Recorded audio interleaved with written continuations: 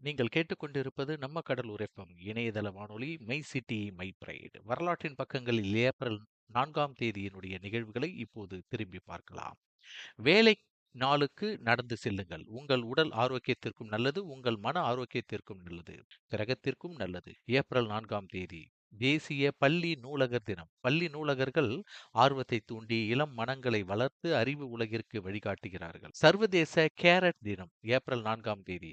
அதை ஒரு கேக்காக சுடவும், சிறிது பண்ணையுடன் சேர்த்து நசுக்கவும் அல்லது வெண்ணெய் சாஸில் சமைக்கவும். அடுத்ததாக தேசிய கோழி கோர்டன் ப்ளூ தினம். சீஸ் மற்றும் ஹாம் மற்றும் சிக்கன் பிரெட் செய்து வறுத்தெடுக்கப்பட்டது. சிக்கன் கார்டன் ப்ளூ பல கலாச்சாரங்களிலும் உணவு வகைகளிலும் பிரசித்தி பெற்றது.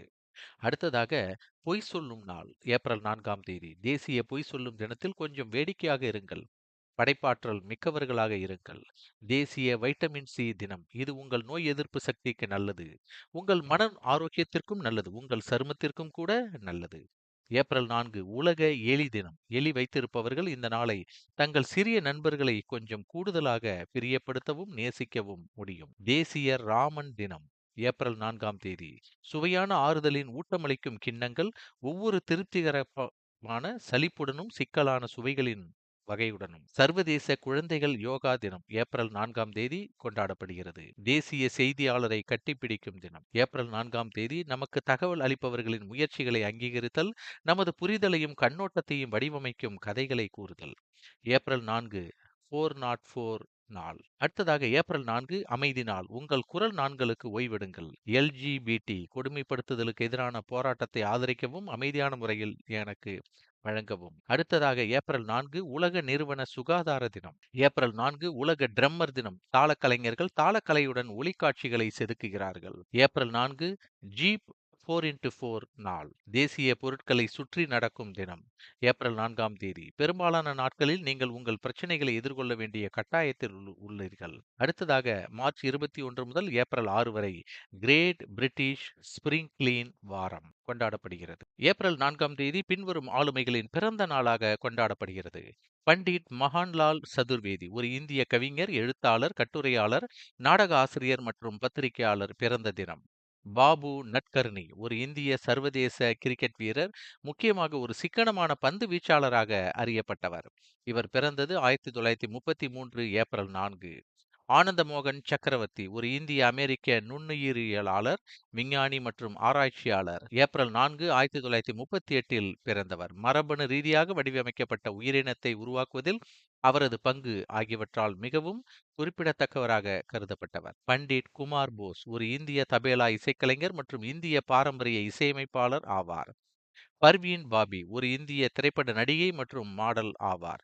இவர் பிறந்த தினம் 1954 ஏப்ரல் 4ஆம் தேதி.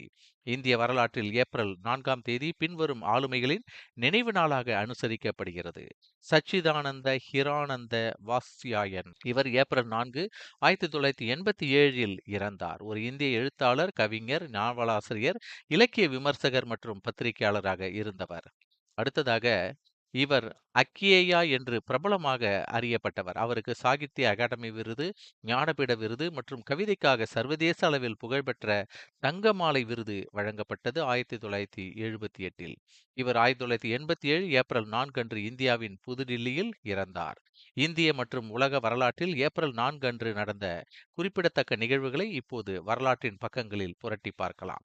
1851 ஏப்ரல் 4 ஜப்பானில் மேற்கத்திய மருத்துவத்தை பயிற்றுவித்த முதல் உரிமம் பெற்ற பெண் மருத்துவர் டாக்டர் ஓகினோ ஜின்கோ பிறந்தார். 1923 வெண் வரைபடங்களை அறிமுகப்படுத்தியதற்காக பெயர் பெற்ற ஆங்கில கணிதவியலாளர், தர்க்கவியலாளர் மற்றும் தத்துவஞானி ஜான் வென் இறந்த தினம். 1928 அமெரிக்க நினைவு குறிப்பு எழுத்தாளர், பிரபல கவிஞர் மற்றும் சிவில் உரிமை ஆர்வலர் டாக்டர் மாயா ஏஞ்சலோ பிறந்தார். 1932 ஜெர்மன் வேதியியலாளர் மற்றும் தத்துவ ஞானி, நோபல் பரிசு பெற்றவர் வில்ஹெல்ம் ஆஸ்வால்ட் இறந்தார். 1939 ஏப்ரல் 4 பிரேசிலிய கட்டிடக்கலைஞர், வடிவமைப்பாளர் மற்றும் ஓரெல்ஹாவோ தொலைபேசி சாவடியை உருவாக்கியவர் சூ மிங் சில்வீரா பிறந்த தினம். 1939 தென்னாப்பிரிக்க ஜாஸின் தந்தை என்று விவரிக்கப்படும் தென்னாப்பிரிக்க எக்கால வாசிப்பாளர் ப்ளூஹெல் ஹார்னிஸ்டிஸ் பாடகர் மற்றும் இசையமைப்பாளர் ஹக் மசேகேலா பிறந்த தினம். 2ஆம் உலகப் போரின் திருப்புமுனையாக அமைந்த கோஹிமா போர் ஏப்ரல் 4, 1944 நடந்தது. ஆசியாவில் ஜப்பானின் முன்னேற்றத்தை தடுத்து நிறுத்தியது ஏப்ரல் 4, 1944 அன்று தொடங்கியதாம்.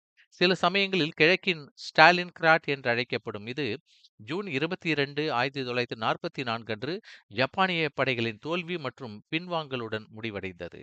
இது இந்திய படைகளின் இரட்டை வெற்றிகள், இம்பால், கோஹிமாவில் பிரிட்டிஷ் மற்றும் இந்திய படைகளினுடைய இரட்டை வெற்றிகள் 2013இல் பிரிட்டனின் மிகப்பெரிய போர் என்று சொல்லப்பட்டது. ஏப்ரல் 4, 1944 ஆங்கிலோ அமெரிக்க படைகளால் புக்கரெஸ்டில் உள்ள எண்ணெய் சுத்திகரிப்பு நிலையங்கள் மீது முதல் குண்டுவீச்சு நடத்தப்பட்டதில் 3000 பொதுமக்கள் கொல்லப்பட்டனர். 1945 ஏப்ரல் 4. 1945ல அமெரிக்க படைகள் ஜெர்மனியில் ஓர்டல்ஃப் கட்டாய தொழிலாளர் முகாமை விடுவித்தன. 1945 ஏப்ரல் 4 அமெரிக்க படைகள் காசெல்லை கைப்பற்றின. ஏப்ரல் 4, 1958 பிரசீலிய பாடகரும் பாடலாசிரியருமான கசூசா பிறந்தார். செனகல் ஒரு சுதந்திர நாடானது 1960 ஏப்ரல் 4 அன்று.